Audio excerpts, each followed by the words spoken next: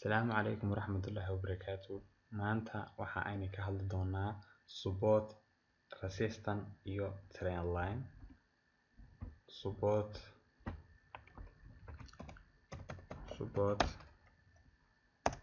resistance iyo trendline.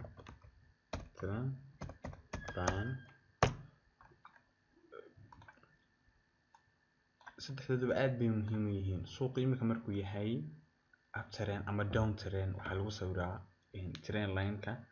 Markuu ranking ku jirona waxaa lagu sawiraa support iyo resistance horizontal line-ka. marka hore waxaan isla eegi doonaa sida loo sawiro support iyo resistance, kadibna sida loo sawiro trendline. Support waxaa loo sawiraa imika halkan oo kale ayaa support inoo ah, halkanina waa resistance. Halkan waa support, halkanina waa resistance. kaba soo qaad suuqa halkaa muu gaadhin, wave-ka muu gaadhin. halkan waa support, fiirso, waa support, halkaas waa support, halkanna waa resistance. halkan waa resistance. in badan baa maqli doontaa walba waxaa noqdaa support, wuxuu noqdaa resistance, halkaasna waa resistance. haddii uu suuqu jabsado oo halkan support inoo ahayd, halkan resistance inoo ahayd, hadduu suuqu jabsado halkan waxay noqonaysaa support, halkaas waxay noqonaysaa resistance. halkan ayaa resistance inoo noqonaysaa, halkan kalena waxay noqonaysaa support, halkan waxay noqonaysaa support, halkaasna waxay noqonaysaa resistance. marka meel kasta oo uu laba jeer suuq ka taabto sidaas ayaa loo sameeyaa support iyo resistance. haddii aan tusaale kale ka bixino suuqimi horizontal line soo qaad, halkan waa support, mid kale soo qaad, halkan waa resistance.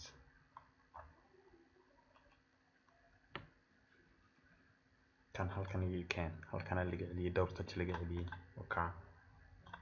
hadduu haddaba halkan suuqi uu jabsaday, halkan resistance keeni uu jabsaday, oo halkii resistance inoo ahayd uu jabsaday, mid kale soo qaad, halkan inoo dhig. halkan imika waa maxay? waa support keeni, halkaasina waa resistance keeni. waxaan rajeynayaa imika inaad fahamteen. halkan waa support-kii imika, halkaas waa support-kii, halkanina waa resistance-kii. kan waa resistance, waa price selling iyo price fall. waa halkii u sareysay iyo halkii u sareysay, waa halkii u hooseysay iyo halkii u sareysay baan u jeedaa. sorry, waxaan rajeynayaa inaad fahanteen baan rajeynayaa. ka gudbayaa sida loo sawiro trendline. sida loo sawiro trendline-ka isagoo waxa muhiimadu waxa weeyaan inuu mar walba ku taabto laba touch inuu ku sameeyo weeyaan. ka bacdina wixii kale waxba kama gelin, isaga sidaas un baad u jiidaysaa. marka isaga laba touch baan raadinaynaa inuu inoo taabto, laba touch inuu taabto ayaan raadinaynaa. qofku markuu cusub yahay oo kale waxa doorataa oo kale line-ka dooro, sidaa dheh, sidaa u jiid. soo down trend, sidaa u jiid, wixii kale waxba kama gelin. candle imika ka dhig. markaasaas ayuu trendline-kaasi ku saxan yahay. lacag kale aan trendline-ka tusaale ku bixiyo. gudbay taqaan USD,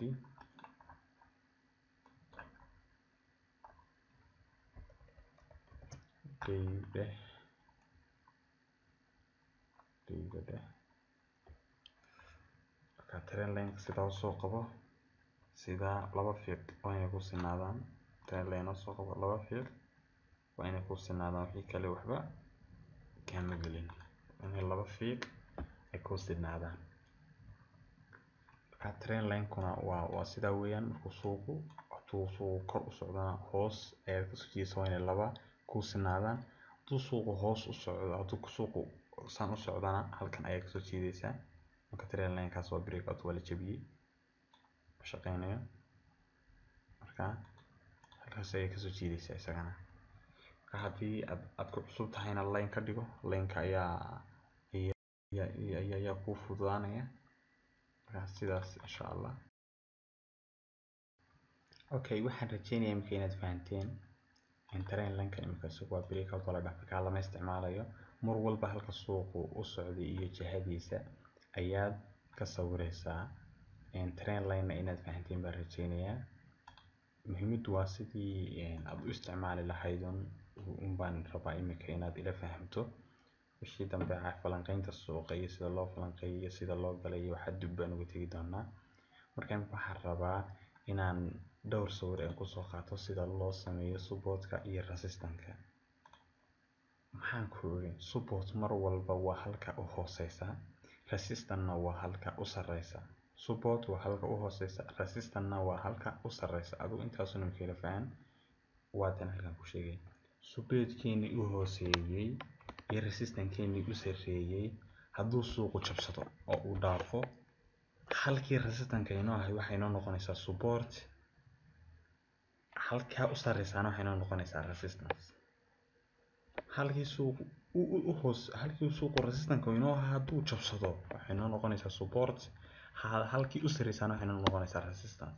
tan cagsigeeda hadduu halkan support-ka inoo suuqu jabsado halkan waxay noqonaysaa resistance, halka soo saarana waxay noqonaysaa support.